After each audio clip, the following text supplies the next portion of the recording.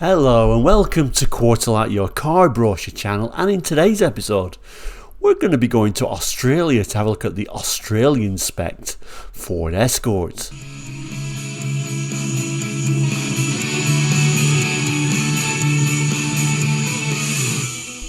Hello and welcome back, and if you're new to Quarterlight, we're a car brochure channel here on YouTube, looking at car brochures from around the world for the 60s, 70s, 80s and 90s and sometimes beyond that as well. So if you're interested in looking at cars gone by, a few memories and of course car brochures, then please consider subscribing. It is all completely free. Now, like I said at the top of the show, we're looking at the Ford Escort, this time in Mark II, guys. Today, this episode was first aired on a Friday. We call those episodes Ford Friday episodes, looking at a different Ford from around the world each week. Today I've chosen Australia, and we'll kind of have a look how the Australian range differed for the UK range. This particular brochure is dated September 75, so very early in the Mark II era. Anyway, without further ado, let's have a look at today's brochure. So here is today's brochure, and like I say, this one was first printed in September 75, so very early in the Mark II era. And like I say, this is an Australian brochure, so we'll notice a few slight differences to the European Ford Escort. The Mark II Escort was assembled at Ford's Australia's Homebush plant in Sydney from March 75 to 1980 in 2- and 4-door sedan. Like in Europe, you could have a panel van version as well. However, they never did the estate version. I'm not sure exactly why, but I think they made the most by using the panel vans and putting windows in the back, and usually much higher spec than we got in the UK because they didn't have that estate version, I guess. Anyway, let's just zoom in on the brochure. At the top here it says Escort, the European formula, and what looks like a German flag kind of, but kind of makes sense, I guess. I mean, the second generation Ford Escort was developed jointly between the UK and Ford of Germany. Decided not to put the United Kingdom flag in there. I don't know. Maybe British Leyland by this time had already put a few Australian buyers off buying a British car. I don't know. Possibly the German cars were seen as being a bit more classier and they went for a German flag. I don't know. Who knows? But let's just move down to the cars themselves. So the three main models in the range are seen in this one picture, I guess.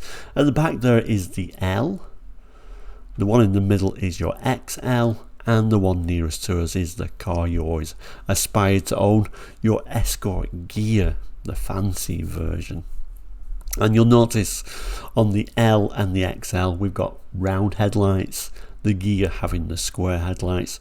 Square headlights was always seen on these Mark II Escorts as being a bit more of an upmarket model, although I must confess I always preferred the round headlights. Now, if we just zoom in a little bit further, one thing we notice when we look at Australian versions is the door mirrors colour coordinated in 75. That seems very advanced, doesn't it, for European taste? We were still throwing on there. Well, I can say throwing on there, in some cases we didn't even put a door mirror on there, but quite often at this time it was more of a chrome look, silver look to those wing mirrors, so they look a little bit more sporty. I think on the Gear, I would have preferred to see those chrome looking mirrors on there, but certainly looks a bit more sporty. Anyway, let's open to the first page and have a look how this range starts. So it starts with this very beautiful image. I presume it's somewhere in Europe. I mean, they're really playing that Europe card, aren't they? Heavily on this one. And then we get some unusual sort of look, different looks and angles and artiness of these Escorts. And then we've got a gentleman in the right hand corner. Who is that? Well, it tells us it is Hugh Banson. probably pronouncing that terribly, so I do apologise, of Ford of Germany's Cologne Design Centre. Of course, we are really playing the German card here for quality, aren't we? Moving down, it says the European formula. When you create a car for the European market, where they've been buying small cars for 3 generations, you don't compromise. Ford of Germany's Cologne Design Centre didn't. They brought together some of the finest automotive talent in Europe. It tells us Germany's chief designer, Hugh Banson, created a low-waisted car with sweeping glass area all around and fresh, clean, functional styling. His fellow countryman, Dr. Hans Engels, was given the responsibility of developing the car's body engineering. Oh, we do get a little bit of a nod in Britain here. So Britain's Tony Palmer took over all aspects of ride and handling, as if that's like a minor thing, you know. Germany's done all the design. Well, we may as well mention Tony Palmer. Minor detail of ride and handling. And the subject of comfort was referred to Ron Bradshaw. The result is a new European formula, Ford Escort, etc, etc. And it goes on to tell us about the range. It tells us there's 4 models, so the Escort L 2-door, Escort XL 2-door, and XL 4-door, and a 4-door Escort Gear. All have radial tyres, front power disc brakes, carpets, reclining bucket seats as standard equipment. Obviously that's something we'll be looking at because we didn't get that in the UK or in Europe, that's for sure. The Escort L and XL are exceptionally well appointed. Escort Gear is an all new model, giving you the opportunity of buying true luxury in the small car class. Interesting. Nice little introduction. Also on this particular page, we also get a dealer stamp, and it's been stamped many times. We'll see it a few times on the page as we go through, by Hydra Motors, PTY Limited. I'm not sure what PTY really indicates. You see that a lot on Australian businesses, if you let me know what PTI means, but PTY Limited. Looks like 36 Salisbury Street in Orbost. Now, Orbost is quite an interesting sort of like pioneer town by the looks of it, in Victoria, so that was interesting to discover as well. And it looks like there's also, although that dealership obviously doesn't exist anymore, it looks like there is some kind of like auto type store there called Voss Motors, again PTY Limited, so that's pretty interesting as well. Anyway, as we turn the page, we get the first model, although the first model is really the last model. It starts the opposite way around on this Australian brochure for whatever reason. We're starting off with the Escort Gear, the luxury European as it says, but I kind of think these are sold in Australia as more luxurious than they are in the UK, because even the quality of the brochure is really high and the quality of the images is far higher than what you would see in a UK brochure. But anyway, we'll start with the Gear, as that's how it's starting here. We'll have a look at the text first, then we'll come back to the images. It tells us Escort Gear, the luxury European. New Ford Escort Gear has European flair in its stylish, functional body, a responsive 1.6 litre engine, and a magnificent appointed luxury interior. Exterior equipment includes tinted side and rear windows, vinyl roof, heated rear window, square halogen headlights, steel belted radial tyres, front power disc brakes, rubber filled body side mouldings, and rubber bumper bar inserts, together with rubber overriders to prevent light contact damage, highly styled road wheels and trim rings, the distinctive Gear emblem. There we go, a look from the rear, and actually not too dissimilar from the European models actually. Nice to see a nice vinyl roof on there as well. And then the main image, like I say, really nice quality photography in this brochure. I do like the images in there. The main thing that I notice on this again is those door mirrors, which really make it look very different when they put those colour coordinated door mirrors. And of course, really, we weren't doing things like that until the 80s in Europe, so unusual that they went for that. I don't know the reason for that. Maybe it was a safety thing, was it? I don't know. Like plastic rather than metal, I don't know. But often Australian, they do actually think more about safety even at this time than they were in the UK, that's for sure. These wheels here do look a little bit different to what we got in Europe though. This was like chrome, sort of beauty ring type look. Is certainly a little bit different, but really, to be honest with you, I'm surprised how similar this actually is to the European model. I've just thrown up to do a bit of a comparison the UK brochure for 1975. Again, the Escort gear, the Escort with everything, it tells us. And we notice there are different wheels on here. Possibly a little bit more of a sportier looking wheel, actually.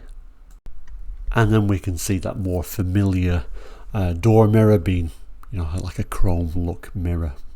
Although, actually only on the driver's side. It was driver and passenger on the Australian one. Again, thinking a little bit ahead there on safety.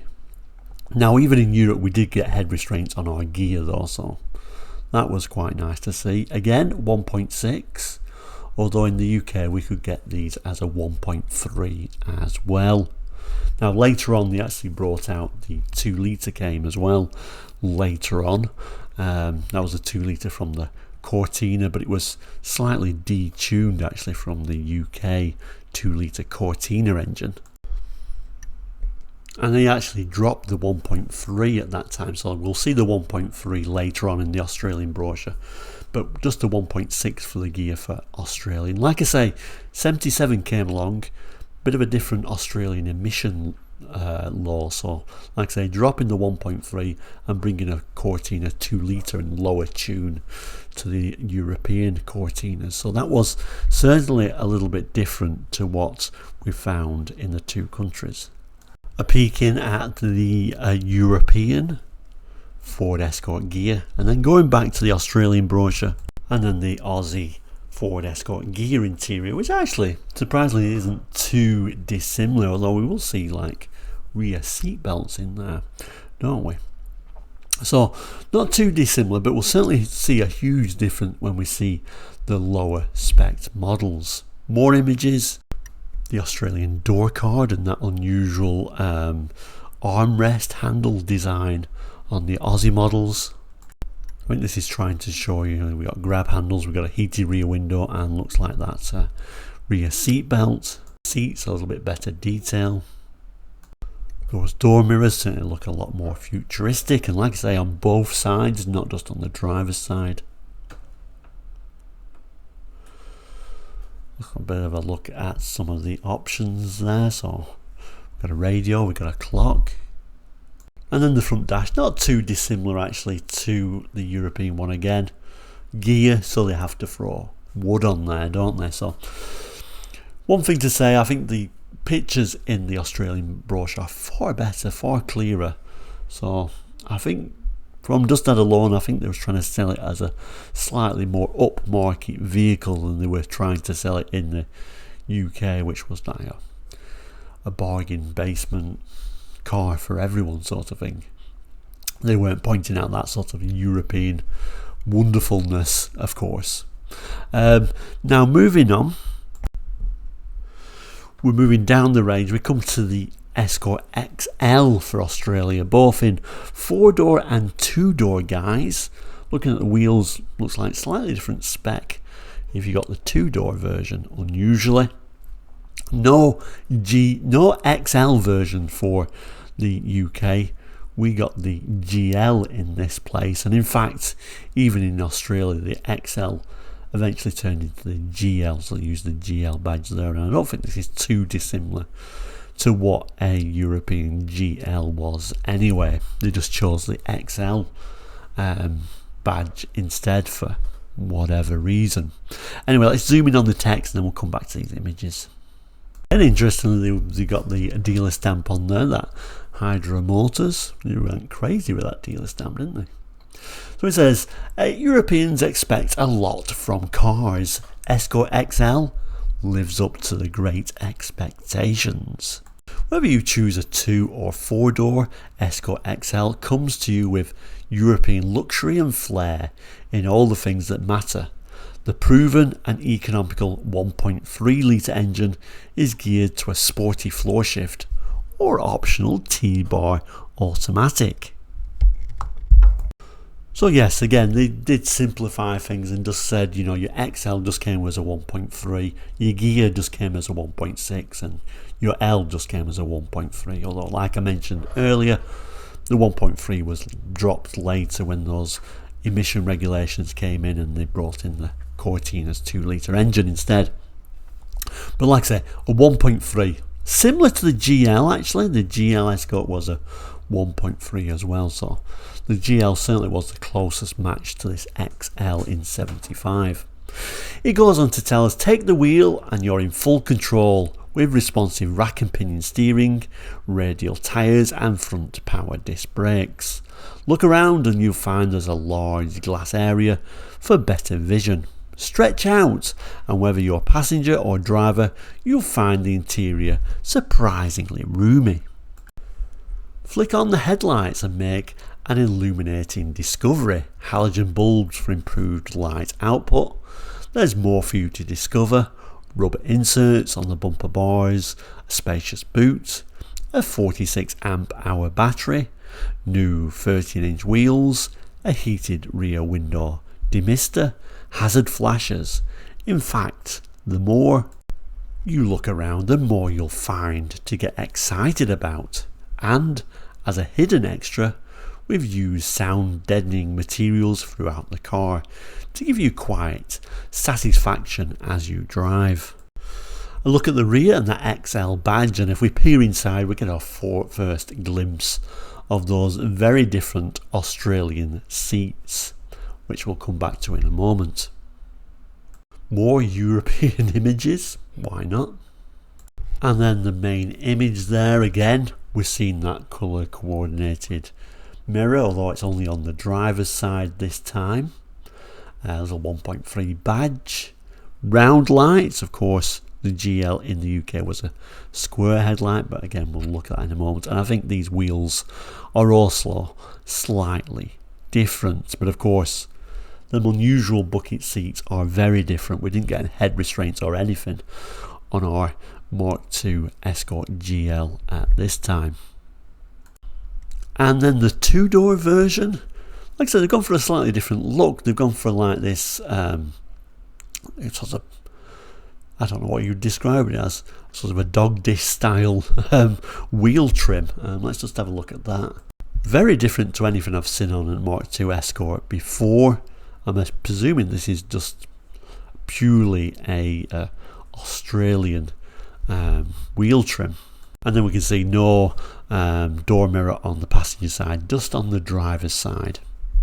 Now going back to the UK brochure, we've decided not to give you any door mirror at all, so well, that is gone. We do have vinyl roof though, which looks rather nice, doesn't it? And we also get these rather nice rubbing strips. No, they're not stripes, they're actual rubbing strips there to protect the side of the car from your supermarket shopping trip. Didn't appear on the XL in 75, unfortunately. And then looking at the wheels themselves, yeah, again, it's just a steel wheel, but a slightly different design by looks of it. Interior on the UK version, yeah, it's super simple door cards, simple seats. Certainly looks a lot more basic inside there. But on the Australian XL, wow, it's a completely different world on the inside. Those amazing bucket seats, it's hardly worth going up to a gear, is it? I mean, the door cards are way nicer than the GL version. It's a huge step up when you look at those seats. Another look at them seats. They do look very comfortable, although I'm assuming and also a lot safer obviously than what we got in the UK with those head restraints. But I'm assuming by the looks of the shininess that probably vinyl, and I have no idea why they ever sell vinyl seats in Australia. That sounds absolutely crazy. But looking at some more images, so we've got a couple of images there: radio, heater control by the looks of it, or ventilation, and a peek at the side. We can see the rear of those nice bucket seats, heated rear window of course, and the dash, a bit lower down the range for sure, so no rev counter now, but that would be pretty much expected in 75. On the page we go to the final model, or kind of the final model, but the most basic model in Australia, the Escort L. But when you see the seats and the door cards, actually it's not so poverty specs as it is in the UK. Zoom in on the text, we'll have a read at that, then we'll come back to these images. It begins by telling us even European economy cars are expected to be of high standard. I'm not actually sure that is the case in Europe in 75. They were pretty anything but luxurious, were they? It tells us the Escort L is the comfort of carpet and reclining bucket seats is obvious the moment you take the wheel of Escort L. But there's lots about Escort L that really isn't all that obvious. Take the new black front valance panel. It's styled the way it is to act as an air dam spoiler to improve engine cooling and smooth out underbody airflow. The windscreen wipers, they're black to reduce potential glare.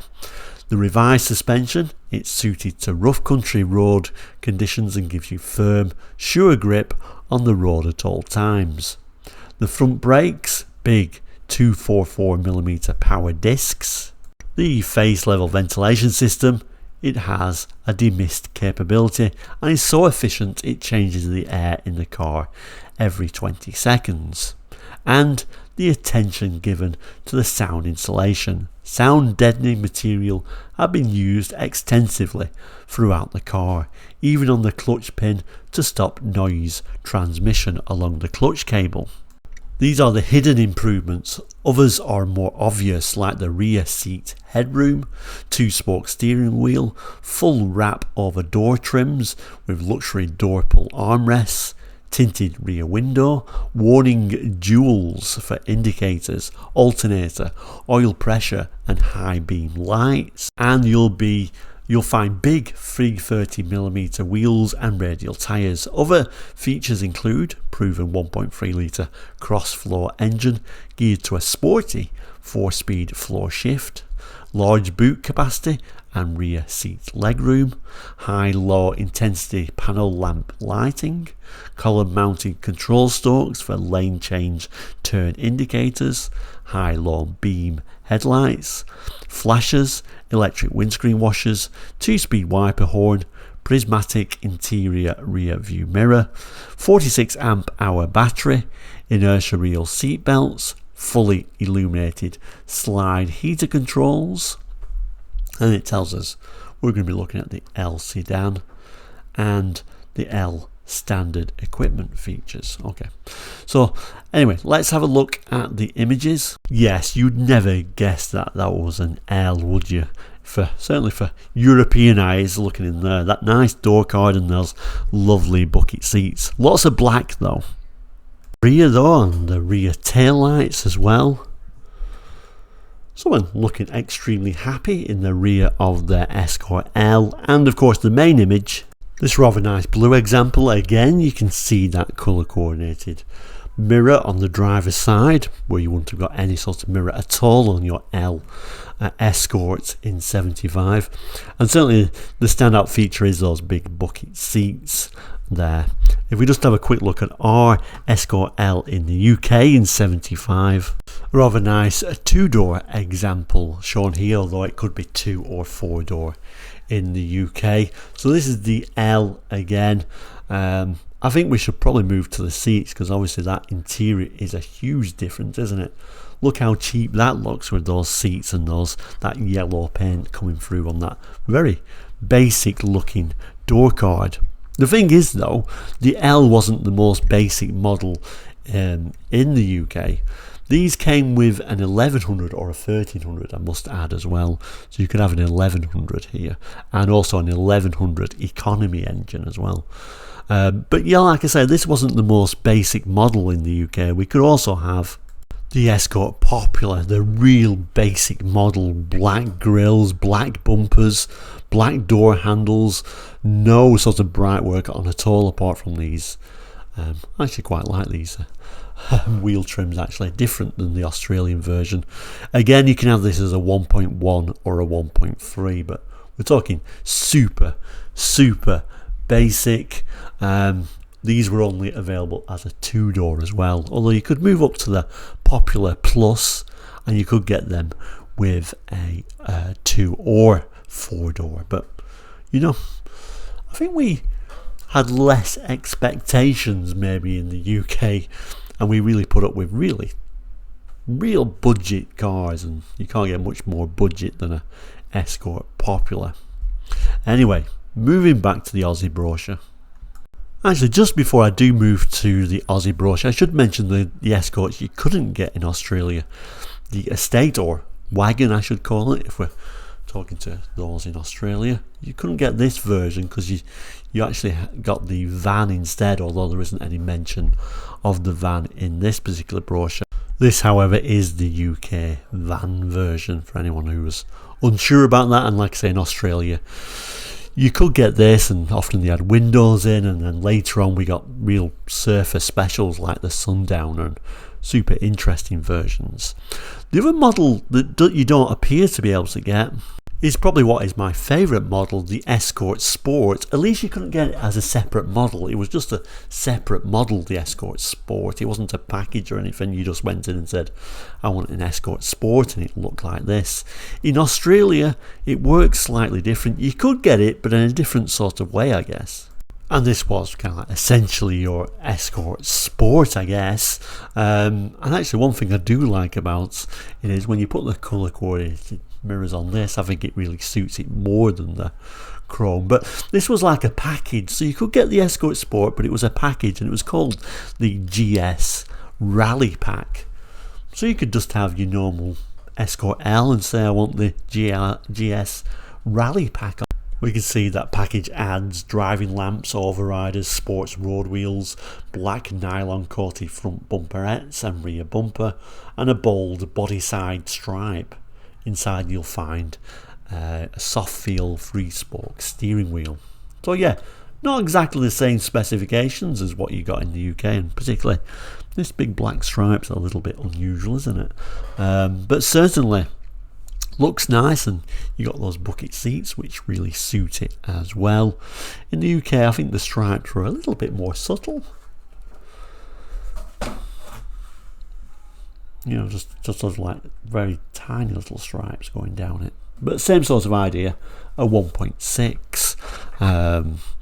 So I guess that is one question actually. If we were just adding it to the L, indeed the XL, of course it would only come as a 1.3, wouldn't it? So you kind of got essentially not too much. You just got the look of the sporty model without the actual larger engine or anything else, or more of a look than anything for the Aussie market. Interesting though, if you waited a little bit longer when that 1.3 was dropped, you could essentially put this GS Rally Pack on, say, an Escort GL, and then you'd have the 2 litre. So there we go, interesting things. And then the rest of this page is kind of like showing you some of the features you can get, sort of like fresh air vents, that very unusual wheel trim again, I think that's an Australia only thing, automatic, GS pack steering wheel there, and rubber bumper overriders. Incidentally, as far as I can tell, that's exactly the same steering wheel as you got on your Escort Sport in the UK, of course. Now just moving on to some more of the images, your more standard Escort steering wheel. Look at some of the tyres, and again that's an unusual chrome hubcap. Disc brakes at the front. Such luxuries as an interior light. your sort of fan, heater, cool air blower, and I don't know, they like throwing in those European scenes, don't they? And then just looking at the options there, we can see that GS Rally Pack option on the L or XL only, not available on the Gear. So at this time you can only get that RS Rally Pack, the sport looking version of the Escort with a 1.3. So there you go. That's a little bit disappointed. I would have been happier to wait till I could get it as a 1.6 or a 2 litre, I think. And then finally, just proof of that theory. This is a 1978 Aussie brochure. This is your Escort GL, and it's got the GS Rally Pack, and it's got a 2 litre engine. So nice to see that. We can also see like changes with the stripes on there as well. And then when we move to the back of this 75 Aussie brochure, it tells us some further details, some further specifications, and then the rear of the 3 main cars. So let's have a look at that. This is quite interesting. It says Europeans like to play it safe. Escort does. Here are some of the safety features, and of course the Australian safety features were higher than they were in Europe, interestingly enough. So equipment in the European Formula Escort. For better visibility, there's a large glass area, slim door and window pillars, radial tyres, power disc brakes, prismatic day-night interior rear view mirror that yields on contact under accident conditions, padded safety sun visors, inertia reel front seat belts, column mounted stalks to put controls at your fingertips, collapsible steering column, safety styled heavy padded steering wheel centre, safety glass in all windows, zone toughened windscreen, electric windscreen wipers, windscreen washers I should say, 2-speed windscreen wipers, 2-speed fresh air heater demister, headlamp flasher, anti-tip device on front seats, padded instrument panels, reversing lights, front bucket seats incorporating head restraints, which is obviously the big difference there. Then we got the specifications. So the L and XL had a 1298cc engine, that Gear having a 1598cc engine. And then the engine design, 1300 and 1600 engines, 4-cylinder OHV cross-flow bowl in piston design, featuring 5 main bearing crankshaft, valves, pushrod operating, mechanical diaphragm type fuel pump, single barrel carburetor for the 1300, 2 barrel for the 1600, some of the gear ratios, and just reminders that discs at the front, drums at the rear. Suspension is independent coil springs with telescopic shock absorbers, rear semi-elliptical springs with hydraulic double action upright shock absorbers. Wheel and tyres different for the L and XL compared to the Gear. And it starts talking about warranty, 12 months or 20,000 kilometres.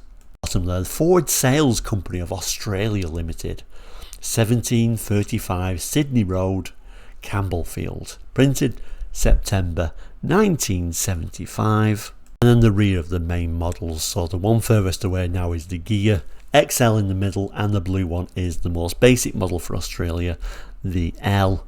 And then finally at the bottom there, quite simply says Ford Escort and the Ford badge. So there we go, the Ford Escort for Australia 1975. I think overall the Escort didn't prove to be that popular in Australia. Like the Cortina wasn't hugely popular either. I think you was probably more tempted if you was going for a small car in Australia to get some kind of Japanese import.